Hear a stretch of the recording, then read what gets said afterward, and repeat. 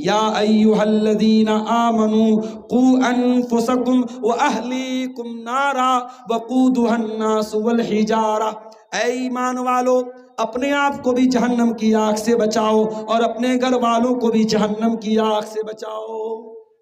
میرے پاس ایک فون آیا ایک خاتون کا مئو سے، انہوں نے کہا مولانا صاحب 10 سال ہو گئے میری شادی کو، 9 سال کا ایک بچہ بھی ہے میرا، لیکن میرا شوہر مجھے چھوڑ کر دوسری عورتوں کے پاس جاتا ہے، حرام رشتے بناتا ہے، میں کیا کروں؟ مجھے کوئی دعا بتا دیجئے، کوئی تسبیح بتا دیجئے جس کو میں پڑھ کے اپنے شوہر کو پلا دوں کھلا دوں۔ میرا شوہر مجھ سے پہلے سے محبت کرنے لگے۔ میں نے کہا ہے میری بہن، سب سے پہلے تو آپ یہ بتائیے، آپ کا شوہر جب گھر میں آتا ہے کیا آپ اپنے شوہر کے لیے میک اپ کرتی ہیں، اچھا کپڑا پہنتی ہیں؟ کیا اپنے شوہر کے لیے اپنے آپ کو سجاتی ہیں، سنوارتی ہیں؟ اس عورت نے کہا کہ ہاں مولانا صاحب، میں ان تمام باتوں پر عمل کرتی ہوں، کوئی کمی نہیں کرتی ہوں۔ میں اپنے شوہر کو اپنی طرف مائل کرنے کا سارا جائز راستہ اپناتی ہوں، مگر میرا شوہر حرام رشتوں کی طرف جا رہا ہے، غلط عورتوں کی طرف جا رہا ہے، وہ میرے پاس نہیں آتا ہے، مجھے چھوڑ کر کے وہ باہر ویشیا عورتوں کے پاس جاتا ہے، بے حیا عورتوں کے پاس جاتا ہے، ان کے پاس جا کر کے اپنی ضرورت پوری کرتا ہے۔ میں نے کہا اب سن لے میری بہن، اب سن لے، تو پوچھ رہی ہے کہ تیرے شوہر کو کون سی دعا پڑھ کے بتا دوں، کون سا ذکر پڑھ کے بتا دوں جس کو تو پڑھ کے پھونک دے؟ میں نے کہا دعا کی ضرورت نہیں ہے، ذکر کی ضرورت نہیں ہے، اب تیرے شوہر کو جوتے اور چپل کی ضرورت ہے۔ اس نے کہا ہے یہ کیا کہہ رہے ہیں آپ؟ میں نے کہا ہاں صحیح بول رہا ہوں میں۔ جب ایک انسان آلریڈی ایک عورت سے شادی کر کے حلال رشتے کو چھوڑ کر کے، حلال آپشن کو چھوڑ کر کے حرام آپشن کی طرف جا رہا ہے، اس کو دعا تعویذ کی ضرورت نہیں ہے، اس کو کچھ پڑھ کر کے پھونکنے کی ضرورت نہیں ہے، اس کو تو جوتے چپل مارنے کی ضرورت ہے۔ وہ حرام طریقہ اپنا رہا ہے اور تو اتنی بڑی سیدھی سادھی اللہ کی بندی ہے کہ تو مجھ سے دعا پوچھ رہی، کون سی دعا پڑھ کے اس کو دم کر دوں؟ آج یہ گھر گھر کی کہانی ہو رہی ہے میرے بھائی۔ آپ یقین کریں کنوارے مردوں اور کنواری لڑکیوں میں بدکاری اور زناکاری جو بڑھ رہی ہو تو بڑھ ہی رہی ہے، شادی کے بعد بھی، جس کو انگلش میں ہم ایکسٹرا میریٹل افیئر کہتے ہیں، شادی کے بعد کا حرام رشتہ وہ بھی سماج میں بڑی تیزی سے پروان چڑھ رہا ہے۔ سماج کا تانا بانا برباد ہو رہا ہے۔ شادی شدہ عورت کا دوسرے کے ساتھ ریلیشن، شادی شدہ مرد کا دوسری عورتوں کے ساتھ ریلیشن، یہ عام ہوتا چلا جا رہا ہے۔ میرے پیارے ساتھیوں، وجہ کیا ہے؟ وجہ یہی ہے، نہ بیوی شوہر کے لیے وفادار ہے، نہ شوہر بیوی کے لیے وفادار ہے۔ وفادار ہوتے، ایک دوسرے کے لیے لباس بنتے، ایک دوسرے کا حق سمجھتے تو بیوی کبھی غداری نہ کرتی شوہر کے ساتھ، شوہر کبھی غداری نہ کرتا بیوی کے ساتھ۔ ہاں، اگر ایک بیوی شوہر کی ضرورتوں کو پورا نہیں کر پا رہی ہے، ایک بیوی کے ذریعے اس کی جسمانی ضرورتیں پوری نہیں ہو پا رہی ہیں، بہت سارے مسائل ہیں، میں تقریر میں بہت کھول کے بیان نہیں کر سکتا، اگر ایک بیوی کے ذریعے انسان کی ساری ضرورتیں پوری نہ ہو پائیں اور اس کے پاس اللہ نے اتنا نوازا ہے کہ وہ ایک سے زیادہ شادی کر سکتا ہے، تو اس کو حرام راستہ اپنانے کی اجازت تو بالکل بھی نہیں ہے۔ ہاں، حلال آپشن یہ ہے، اسلام یہ کہتا ہے اگر تیرے پاس طاقت ہے، پیسہ ہے، جسمانی طاقت ہے، مال ہے اور تو انصاف کر سکتا ہے تو تو ایک سے زیادہ شادی کر سکتا ہے، حلال آپشن ہے۔ اگر آپ کے حالات اور آپ کی طاقت اجازت دیتی ہے آپ دوسرا نکاح کر سکتے ہیں، مگر یہ حرام ریلیشن شپ آج ہمارے گھروں کو برباد کر رہی ہے۔ میرے اپنے گھروں میں دین کا ماحول پیدا کرو میرے بھائی، دیندار، بیوی بھی دیندار ہو، شوہر بھی دیندار ہو، شوہر نماز نہ پڑھے تو بیوی شوہر کو نمازی بنائے، بیوی نماز نہ پڑھے تو شوہر بیوی کو نمازی بنائے، یہ ماحول اپنے گھر میں پیدا کرو۔ مجھے اللہ کے نبی کی وہ حدیث یاد آتی ہے، اللہ کے نبی فرماتے ہیں رحم اللہ رجلا قام من اللیل، اللہ تعالیٰ کی رحمت برستی ہے اس انسان کے اوپر جو رات میں اٹھ کر کے تہجد پڑھتا ہے، وَأَيْقَظَ امْرَأَتَهُ، اور اپنی بیوی کو بھی اٹھاتا ہے، اگر بیوی انکار کر دیتی ہے تو بیوی کے چہرے پر پانی ڈالتا ہے، چل اٹھ تو بھی میرے ساتھ نماز پڑھ۔ اور اللہ کی رحمت برستی ہے اس عورت کے اوپر جو رات میں اٹھ کر کے تہجد پڑھتی ہے اور شوہر کو بھی اٹھاتی ہے. اگر شوہر انکار کرتا ہے تو شوہر کے چہرے پر پانی چھڑک کر کے اٹھاتی ہے, چل تو میرے ساتھ تہجد پڑھ. ایسی فیملی ہو, ایسے میاں بیوی ہو, ایسا جوڑا ہو تو گھر میں برکتیں اتریں گی, گھر میں نیکی اترے گی اور گھر کے اندر دین کا ماحول پیدا ہوگا. ایک واقعہ یاد آیا حضرت عمر بن عبدالعزیز رحمۃ اللہ علیہ کا. کون نہیں جانتا حضرت عمر بن عبدالعزیز ایک بہت ہی نیک, ایماندار, اللہ سے ڈرنے والے خلیفہ تھے. بڑے خاموشی اور سکون کے ساتھ سنیے, تقریر کے یہ آخری پوائنٹ چل رہے ہیں.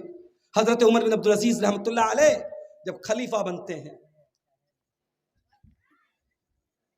ان کے ہاتھ میں جب خلافت آتی ہے, ساری کاروائی کمپلیٹ کرنے میں پوری رات بیت گئی, فجر کی اذان ہو جاتی ہے. حضرت عمر بن عبدالعزیز رحمۃ اللہ علیہ فجر کی نماز پڑھتے ہیں اور فجر کی نماز پڑھنے کے بعد بستر پہ آتے ہیں اور لیٹنے لگتے ہیں, آرام کرنے لگتے ہیں. ان کا 17 سال کا جوان بیٹا جس کا نام عبد الملک تھا, وہ اپنے باپ کے پاس آتا ہے اور کہتا ہے کہ اے ابا جان, کیا ارادہ ہے, کیا کرنے جا رہے ہیں؟ کہا بیٹا کل پوری رات تیرا باپ جاگا ہوا ہے, میرے ہاتھ پر خلافت کی ذمہ داری آئی ہے, ساری کاروائی مکمل کرنے میں پوری رات گزر گئی. بیٹا اب تیرا باپ آرام کرنے جا رہا ہے, میں سوچ رہا ہوں تھوڑا سستا لوں اور سحر کی نماز کے بعد پھر اپنا کام آگے بڑھاؤں گا. کہا اے ابا جان, آپ جانتے ہیں کہ بہت سارے ایسے لوگ سماج میں ہیں جن کا حق مارا گیا ہے, جن کے ساتھ ظلم ہوا ہے, اتیاچار ہوا ہے, اور آپ کے ہاتھوں میں جب خلافت آئی ہے اب وہ اس انتظار میں ہیں کہ ان کا حق ان کو ملے گا, اتیاچاریوں کو سزا دی جائے گی, ظالموں کو سزا دی جائے گی. اے ابا جان یہ کام کرنے کے پہلے آپ بستر پہ جا رہے ہیں. کہا بیٹا میں بستر پہ جا رہا ہوں کیونکہ رات بھر کا تھکا ہارا ہوں, میں ظہر کے بعد یہ کام نپٹاؤں گا, تو ٹینشن مت لے, تو فکر مت کر. کہا اے ابا جان حل تضمن ان تعیش الحیات بعد الظہر, اے ابا جان کیا آپ اس بات کی گارنٹی لے سکتے ہیں کہ آپ ظہر کی نماز تک زندہ رہیں گے؟ کہا نہیں میرے بچے, اس بات کی گارنٹی تو میں نہیں لے سکتا. کہا اے ابا جان آپ جب ظہر کی اذان تک کی گارنٹی نہیں لے سکتے اور آپ کے ہاتھوں پر امیر المومنین کی ذمہ داری آ چکی ہے, اسی حال میں اگر اللہ کو پیارے ہو گئے آپ اللہ کو کیا جواب دیں گے؟ حضرت عمر بن عبدالعزیز رحمۃ اللہ علیہ کی آنکھوں میں آنسو آ گئے. کہا ہے میرے بچے میرے قریب آ جا. اپنے بچے کو سینے سے لگایا اور آسمان کی طرف ہاتھ اٹھا کے کہا الحمدللہ الذی اخرج من صلبی من یعیننی علی دینی. اے اللہ تیرا شکر ہے تو نے ایسا بیٹا مجھے دیا ہے جو اپنے باپ کو دین پر مدد کر رہا ہے, اپنے باپ کو سمجھا رہا ہے.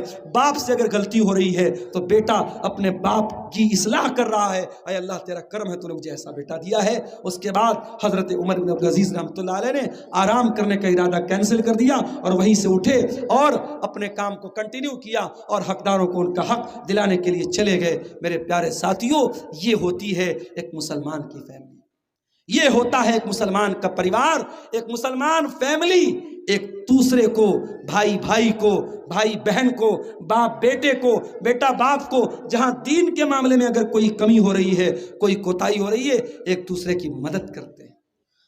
کیا آپ وہ واقعہ بھول گئے حضرت عمر کے دور کا؟ حضرت عمر جا رہے تھے گشت کرنے کے لیے اور ایک مکان کے پاس سے ان کا گزر ہوا اور ایک ماں اپنی بیٹی سے کہہ رہی تھی کہ بیٹی دودھ میں پانی ملا دے, اور بیٹی نے کہا تھا امی جان کہ آپ نے نہیں سنا امیر المومنین کا آرڈر آیا ہے, دودھ میں پانی ملانا اپرادھ ہے, جرم ہے, کرائم ہے. تو ماں نے کہا بیٹا رات کا ٹائم ہے, امیر المومنین کو کیا خبر کہ ہم دودھ میں کتنا پانی ملا رہے, تو اٹھ کے ملا دے. تو بیٹی جواب دیتی ہے کہ اگر عمر نہیں دیکھ رہا ہے فإن رب عمر یرانا, عمر کا رب ہمیں دیکھ رہا ہے. عمر کا رب ہمیں دیکھ رہا ہے۔ حضرت عمر نے مکان کا نمبر نوٹ کیا، مکان کی علامت نوٹ کی، گھر آئے، اپنے بچوں کو بلایا اور کہا ہے میرے بچوں، میں نے ایک لڑکی کی آواز سنی ہے، میں نہیں جانتا وہ کتنی خوبصورت ہے، میں نہیں جانتا اس کی پرسنالٹی کیسی ہے، میں نہیں جانتا اس کا خاندان کیسا ہے، میں اتنا جانتا ہوں وہ لڑکی اللہ سے بہت ڈرنے والی ہے، وہ لڑکی بہت نیک ہے، میں چاہتا ہوں اس لڑکی کو اپنے گھر کی بہو بنا کے لاؤں، تو میں سے کون اس لڑکی کے ساتھ شادی کرنا چاہتا ہے؟ حضرت عمر کے ایک بیٹے تھے جن کا نام عاصم بن عمر تھا۔ حضرت عمر کے وہ بیٹے تیار ہو گئے اور اس لڑکی کی شادی حضرت عمر کے بیٹے سے ہوتی ہے، حضرت عمر کی بہو بنتی ہے، اور پھر انہی کی اولاد میں سے حضرت عمر بن عبدالعزیز رحمت اللہ علیہ پیدا ہوتے ہیں۔ میرے پیارے ساتھیوں، یہ ہوتی ہے ایک مسلمان کی فیملی، ایک دیندار کی فیملی۔ میرے عزیزوں، اپنی فیملی سے ہم سب بہت پیار کرتے ہیں، بہت محبت کرتے ہیں، بچوں سے ہم بہت پیار کرتے ہیں۔ بچوں کو ذرا سی اگر کھروچ بھی لگ جائے ہم بے چین ہو جاتے ہیں، بچوں کو ذرا سی چوٹ لگ جائے ماں اور باپ تڑپ جاتے ہیں۔ کیا ہمیں اور آپ کو ہماری ذمہ داری نہیں ہے کہ اپنی فیملی کو، اپنے پریوار کو، اپنے بچوں کو ہم جہنم کی آگ سے بچانے کا انتظام کریں؟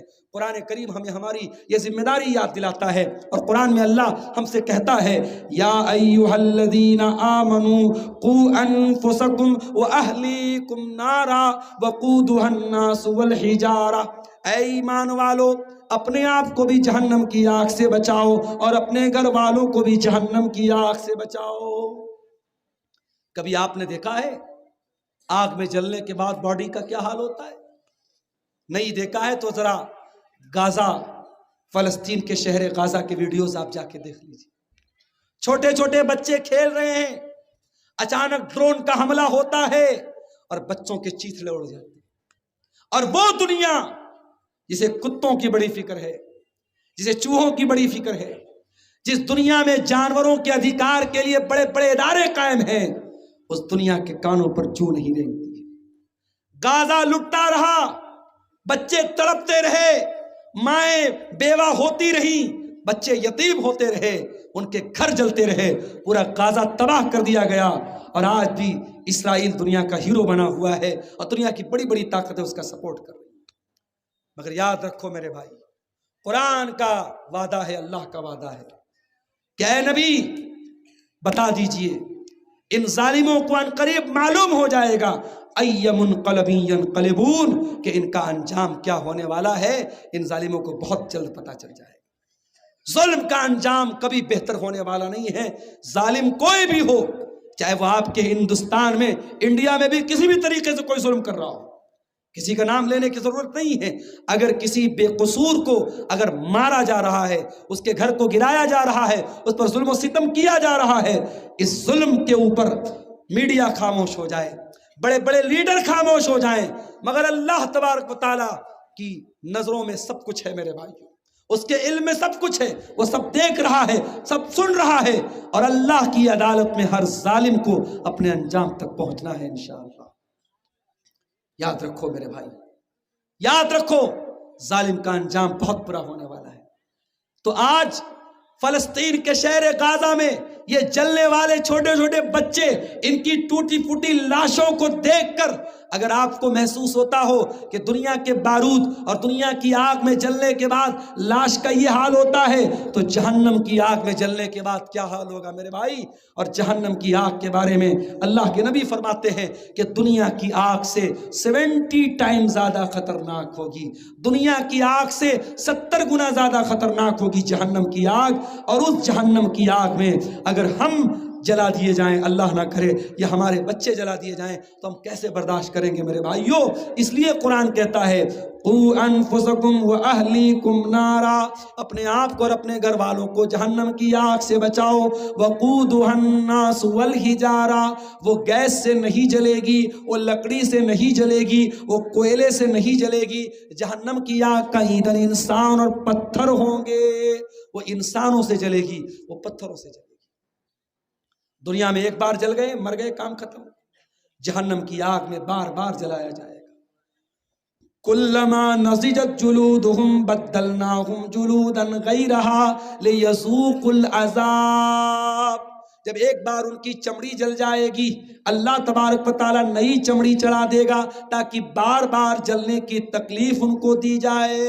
اب میرے بھائیوں ذرا اپنے دل پر ہاتھ رکھ کے بتاؤ کیا ہم برداشت کریں گے ہمارے بچے ہمارے سامنے جل جائیں، ہماری بیوی ہمارے سامنے جہنم کی آگ میں جلا دی جائے؟ ہم سوچ بھی نہیں سکتے، ہم تصور بھی نہیں کر سکتے۔ جب ہم نہیں سوچ سکتے، نہیں تصور کر سکتے تو قرآن کی آیت پر عمل کرو، قوا انفسکم واہلیکم نارا، اپنے آپ کو اور اپنے گھر والوں کو جہنم کی آگ سے بچانے کا انتظام کرو۔